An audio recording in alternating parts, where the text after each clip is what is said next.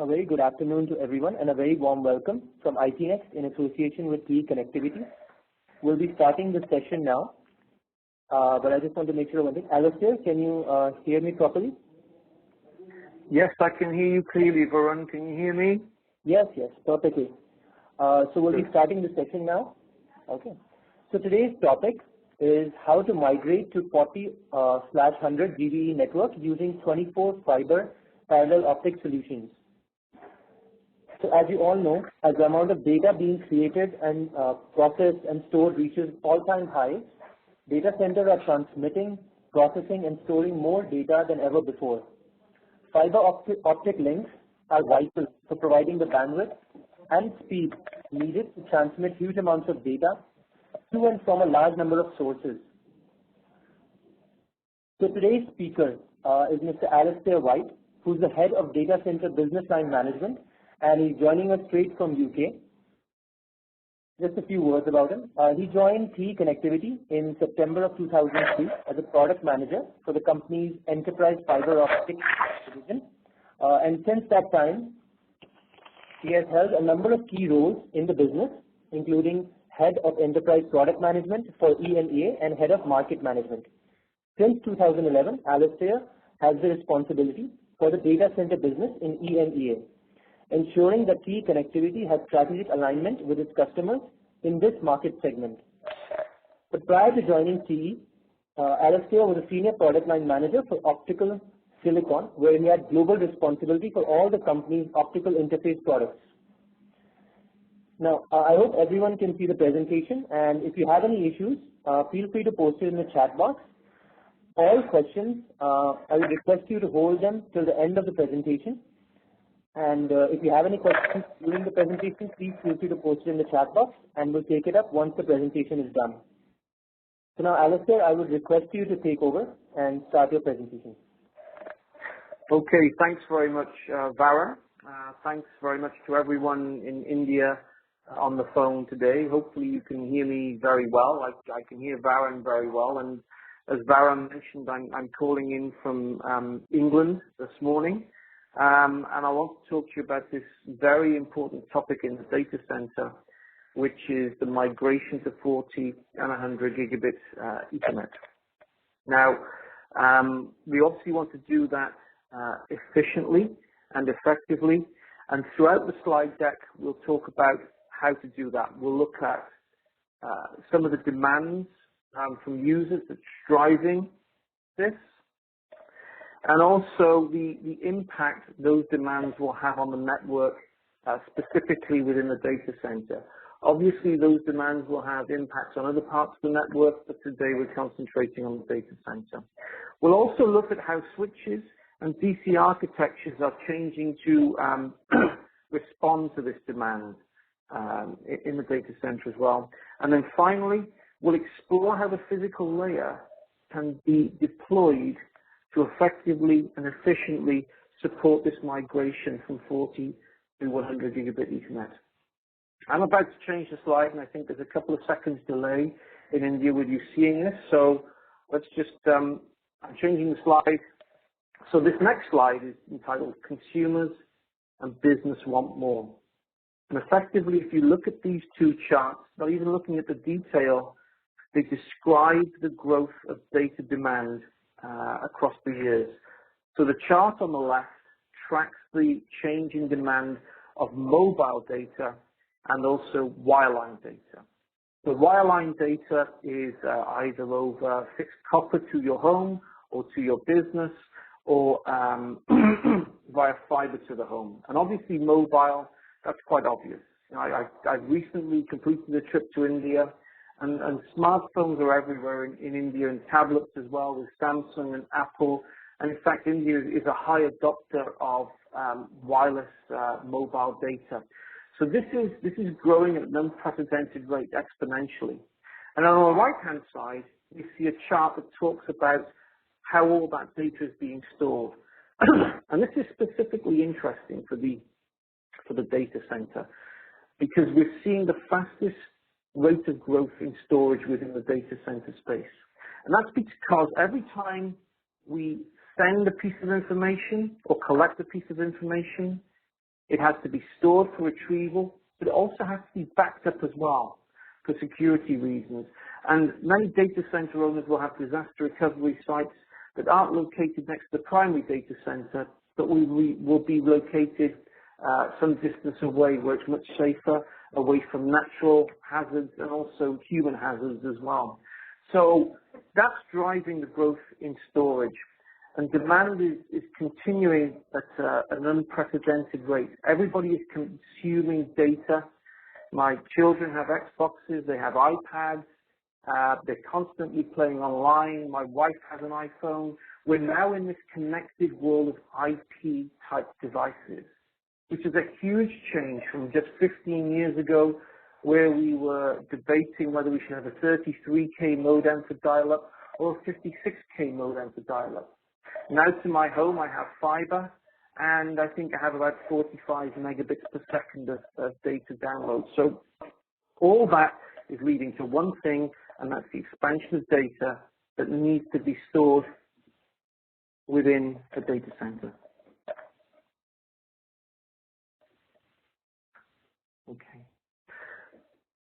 But that presents a challenge for network owners and data center owners as well. And that challenge is latency. Now, I mentioned a moment ago that 15 years ago, I had a plain old telephone copper wire coming to my house, and I was happy to get 33 kilobits per second or even 55 kilobits per second, 56. And we would load the BBC News website, and that would take anywhere between 2 to 3 minutes, maybe 5 minutes, depending on what time of day I loaded that information. So if I went to the BBC website at 10 a.m. in the morning, it would happen pretty quickly. But as soon as the US came online in London, 2 o'clock in the afternoon is 9 o'clock in New York, and then 5 o'clock is 9 o'clock in Los Angeles. So by 5 o'clock, 6 o'clock, I could see my latency increasing, and the time for that web page to be delivered to me would also increase as well. And at that time, we weren't happy with that scenario, but we accepted that was the case. Now, if I look to the next generation of users, that's not acceptable. And this statistic sort of talks to that.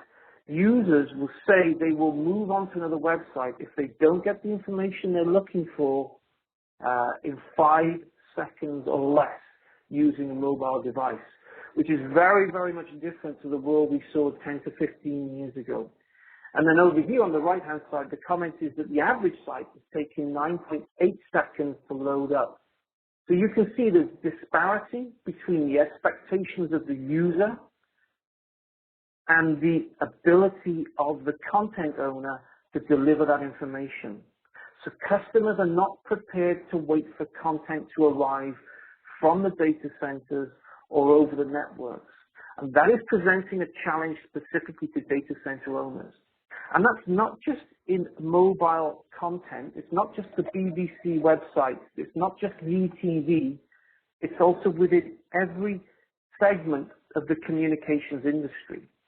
So, for example, here today, we worked it out yesterday. We did a dry run. We had about a 5-second delay with my slides turning over. It didn't feel comfortable. We wanted it to be faster. So within this community here, we expect the data to be refreshed quicker.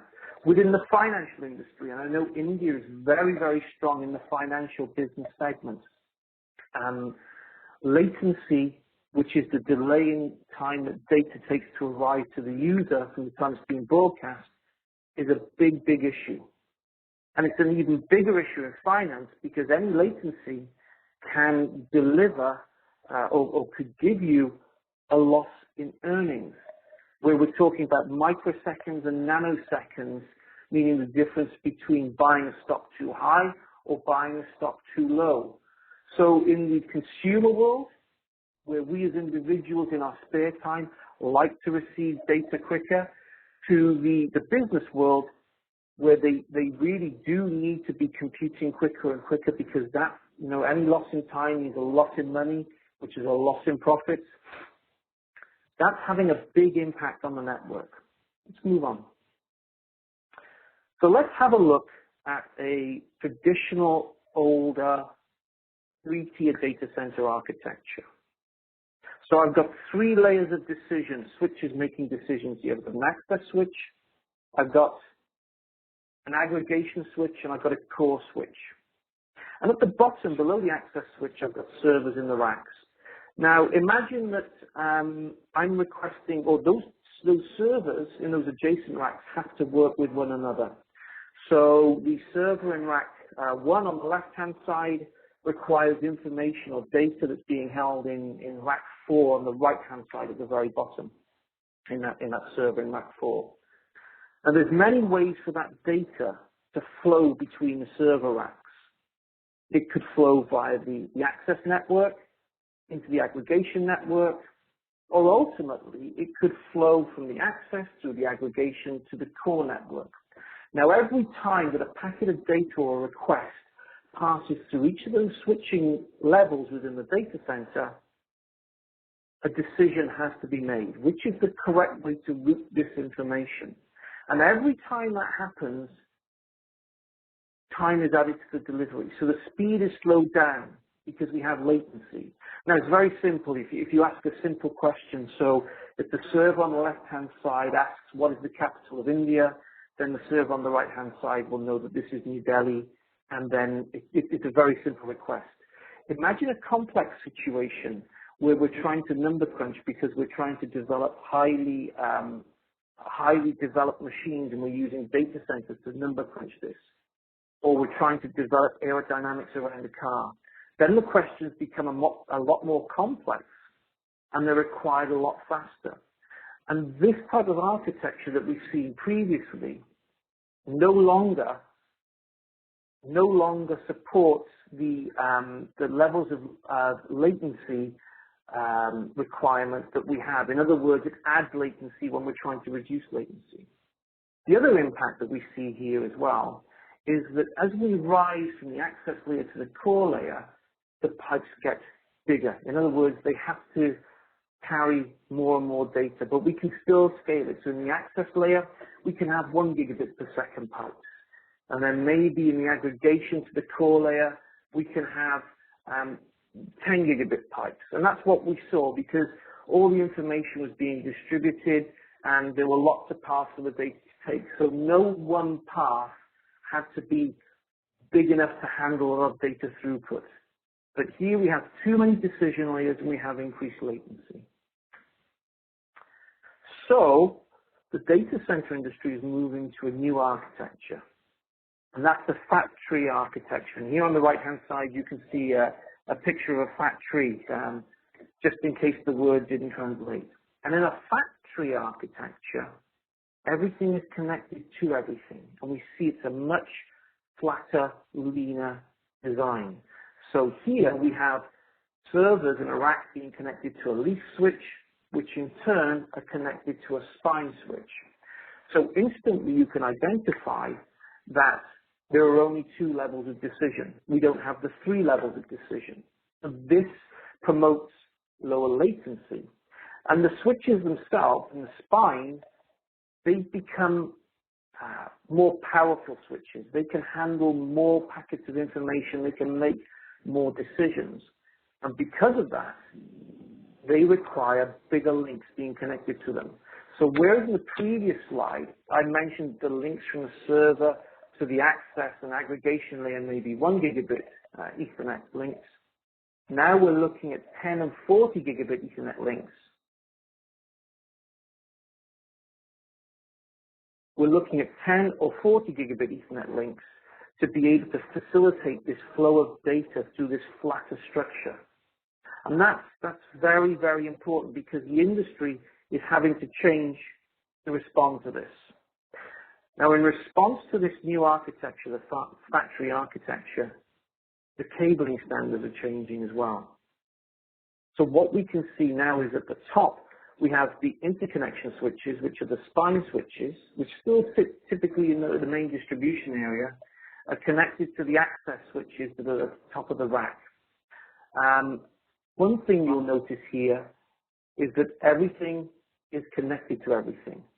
And that also speeds up the level of decision as well. So access switch 1 on the left-hand side of the screen can now talk to access switch, interconnect switch 1, 2, 3, or 4. It doesn't have to flow through a higher architecture. And because everything is connected to everything, again, that's another reason why we need to have bigger, better pipes. So we need to have 10, 40, and then eventually moving from these interconnection switches, we need a 100 gigabit links. And even between the interconnection switches, we need 100 gigabit Ethernet links as well. So the switching world is changing. We're moving from core, aggregation and access switches to spine and leaf switches, and the cabling standards are responding to this as well. The next slide shows how server speeds are responding. So this is based on research from IDC, the RO, Freehand Research, and Intel. And if you move from left to right, you can see the speed of server ports increasing from the year 2000. So in 2000 to 2002, we had approximately 100 megabit per second I/O speeds. Then that eventually phased out from 2002 to approximately 2012, where 1 gigabit per second was the predominant I/O speed of a server in the data center. Now, as we hit 2013 and 2014 onwards, it's 10 gigabits per second. But what I'd encourage you to remember and think about is, this is the I/O speed from the server to the switch, 10 gigabits per second. Think how many 10 gigabit per second server ports are connecting to a leaf switch, and then think about the data rate or the size of the cabling that has to be used to connect that leaf switch to a spine switch, and how much bigger that has to be able to cope with the I/O speeds we see here from the servers. Now, when you consider that, when you put your physical layer into a data center, you typically expect it to last a number of years. We're in 2014 now, and it's not inconceivable that your physical infrastructure should last for at least 6 years, out to 2020. When we move to 2020 on the far right-hand side, the landscape has changed considerably again. Now we see that 10 gigabit per second I/O speeds are not the predominant speed within the data center or within the server. It's actually going to be 40 gigabits per second with a blend of 100 gigabits per second and 10 gigabits per second. So it's a very different scenario to the one we see today, which is predominantly 10 gigabits and 40 gigabits and 1 gigabit per second. Now, there's another thing about this slide that I'd like you to consider as well, is the rate of change of adoption. So it took us from 2002 to 2012 to really see the full life cycle of 1 gig. It's only going to be from 2012 to 2017 that we're going to see mass adoption of 10 gig. So we've gone from 10 years to 7 years, and then look at the mass adoption of 40 gig. It moves from 2017 to 2020 in 3 years. So not only are we seeing the port speeds increasing dramatically, we're seeing the rate at which they change increasing dramatically as well. And that's why I'd encourage you to look at your physical infrastructure of your data center and plan for those network speeds now, because they're going to come at you very, very quickly, especially as the world becomes more connected with smart devices, whether that be tablets or phones or Xbox 360 or even within the business environment. These data rates are coming, and they're going to happen very, very quickly. We're going to move on to the next slide. Now, I spoke about the change in I/O speeds in the servers, which means also that the switches we connect to will also have to change the I/O speeds. And I spoke about 40 gigabit Ethernet and 100 gigabit Ethernet. Now today, if you use multi-mode fiber within your data center, there are only two connection types that you will be presented with on your active equipment. At 40 gig, it'll be a 12 fiber MPO connector. At 100 gig, it will be a 24 fiber MPO connector. Now let's look at the 12 fiber MPO connector in the top right hand picture. The round circles I've drawn, there are 12 of them, 4 of them are green, 4 of them are white, 4 of them are red. Those denote the end face of the fiber glass within the cable. That's where it's being presented at the connector. And the 4 on the left-hand side are transmitting, and the 4 on the right-hand side are transmitting. And each one of those circles is transmitting 10 gigabits per second. So you can see that you have 4 times 10 to give you 40 gig transmit, and 4 times 10 to give you 40 gigabits receive. And that's the only option that you have. When you move to 100 gigabits per second, the only interface being shipped today that can support 100 gigabits per second over multimode fiber is a 24 fiber connector. And in fact, Cisco released a switch port matrix some 2 or 3 weeks ago, highlighting the interface options that you have at 100 gig, and over multimode fiber, it was only 24 fiber MPO. And if you consider that Cisco claimed to own somewhere between 70 and 80% of the switch market in the data center, that means the 24 fiber MPO is the de facto standard for 100 gigabits per second transmission.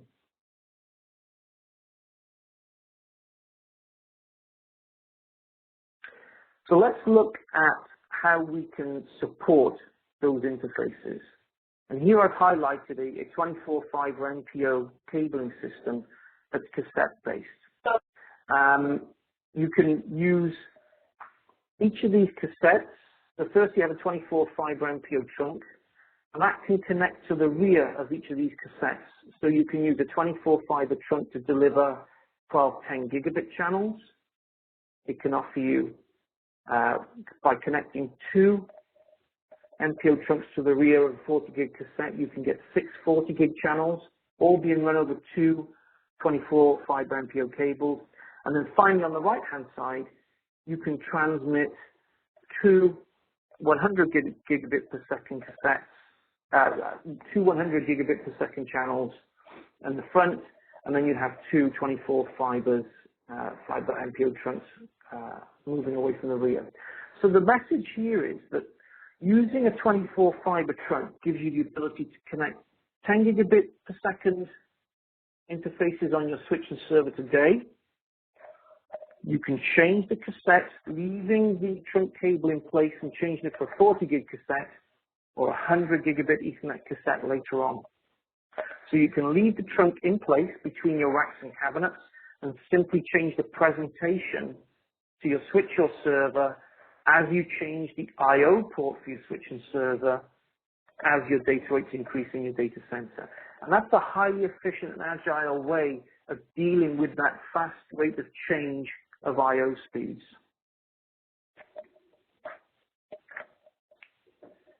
We can also use, this is just demonstrating here how we can use a 24 fiber MPO trunk to support 3 40 gig channels. So what you can see here is 3 40 gig channels entering from the left-hand side. These are then muxed over the 24 fibers. So the picture in the center shows you the 24 fibers divided into 3 separate channels. The lower row are the transmit, so we can use 4 of those fibers for transmitting and 4 of those fibers for receiving. And we could do the same in the second channel, or the second set of 8 fibers, and the third set of 8 fibers. You need 8 fibers to transmit 40 gig, 4 for transmit, 4 for receive. And when you have a 24 fiber solution, 8 happens to divide into 24 3 times. So by using a cassette-based system, it gives you the ability to mux those 3 40 gig channels over one cable and then demux them at the other end. And that can give you 100% utilization of all your fibers, and it can also bring you efficiency in your data center by having one cable instead of 2 or 3 or 4 cables, you can actually reduce your containment, which increases your airflow, which brings efficiency for power, and also reduces your containment costs within your data center.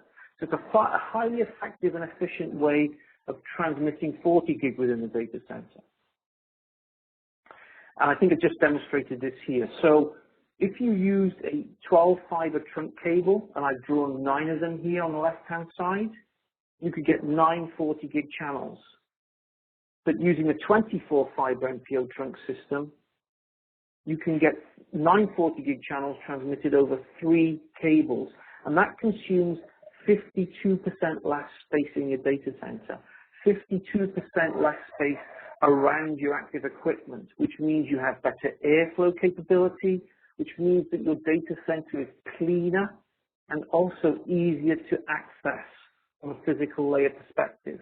So less cable volume and equal less containment costs.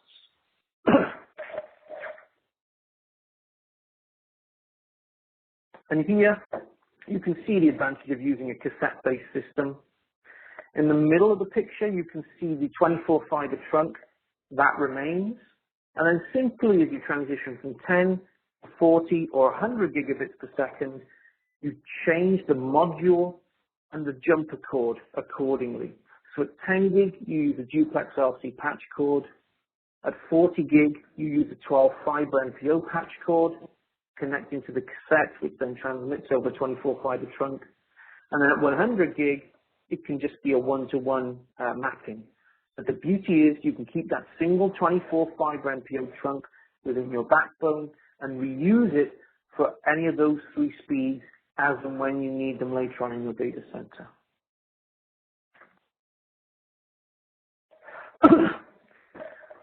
Now that sounds great. That sounds very simple, but there's a danger that you need to be aware of. And that is, as data rate increases, your optical budget decreases. So when we were transmitting 10 megabits or 100 megabits or even 1 gigabit of data around our data center, the amount of loss we could have was very, very high. 6.8 dB, 6 dB, 3.56 dB. And what this meant for you as a user or owner of a data center is you could have very poor quality connectivity within your data center, and you could still transmit and hope to get 1 gigabit per second transmission. Today, when you move to 40 and 100 gigabits per second, those losses are a lot lower. And that means you can no longer get away with poorly performing optical performance connectivity in your data center. You have to use a low loss connectivity solution. And remember that I said to you that the only connected choices you have on multi-mode fiber for 40 gig and 100 gig are MPO, and you need to use an MPO solution with very, very low loss that's going to allow you to have 1.5 dB of loss throughout your complete channel, including all the cassettes, all the connectors, all the cables, and all the cross connects that you require as well.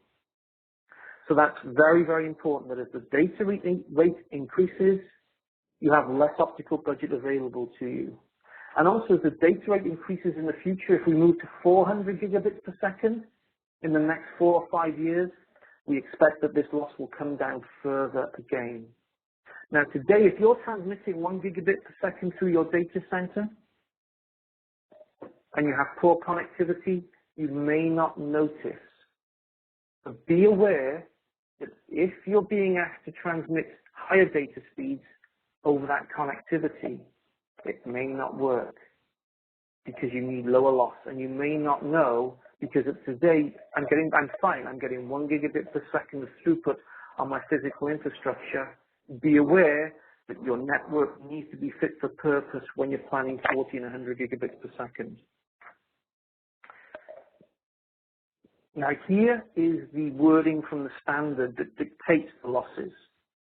And you can see that the IEEE 802.3BA allows for 2 channels, an OM3 channel or an OM4 channel. But it does dictate that even in an OM4 channel, you can have 1.5 dB of loss. only 1 dB of that loss is allowed to be connection loss. So it's not like you have a complete 1.5 dB of channel optical loss between your server port and your switch port. Only 1 dB of that is allowed to be due to the connectivity. So that puts additional pressure on your connectivity provider to give you a high quality, low loss solution that's going to be able to match that and give you the flexibility that you need within your data center. So only a low loss cabling system is going to work in that environment. And that's a challenge because when you move to parallel optics, suddenly you move from having to polish one fiber very, very well to give you excellent performance to 12 or 24 fibers located within microns of one another, very closely connected. You can see the pictures on the left-hand side, the two pictures. This is an example of a 12 fiber MPO. And those purple areas on the left-hand picture, the very left-hand picture, represent the fibers as seen under a microscope coming out of an MPO connector. And they're very, very close. And if you don't polish each one of those exactly, then you get poor optical loss performance and you get high reflections. So only a quality manufacturer is able to polish those fibers on an MPO interface very, very precisely. And if you look at the picture on the right-hand side, this is the output from an optical interface from a switch or a server. And this is an eye diagram. And the blue areas, there's a blue polygon in the middle of the eye and a blue rectangle below and a blue rectangle above. Those are the keep out zones. So if this signal encroaches into any of those blue areas, then the signal will not be received by the receiving equipment. If the MPO connectivity isn't finished correctly, that eye will close and it will move into the blue polygon area in the middle of the picture. And if that happens, your equipment can transmit all the 40 gigabit per second packets that it wants and all the 100 gigabit per second packets it wants, but they will not be received by the receiver. So the IT department can be buying very expensive high-end switches from Brocade or Cisco or Juniper, and they can be paying a premium for a 100 gigabit Ethernet interface. But if the losses in the MPO connectivity between those switches and the receiving equipment isn't sufficiently low, the signal will never get through. So you have to be sure that you select a low loss optical system to connect your high-end switches and servers. Nothing else will work. Okay, so I've been talking for about half an hour now, and we're going to just wrap up with a few final points I'd like you to take away and consider. There are lots of choices that you can make in your data center design for the physical layer. As an expert, as someone who travels around India, I travel around Germany, I travel around the US as well. I see a lot of data centers in manufacturing, in financial and education. I see them across all vertical sectors, petrochemical. And these are the things that I would say, choose a low loss 24 fiber cassette based system because it gives you certainty. If you install a 24 fiber MPO trunk, it is guaranteed to give you 10 gig or guaranteed to support 10 gig, 40 gig, and 100 gigabit per second transmission.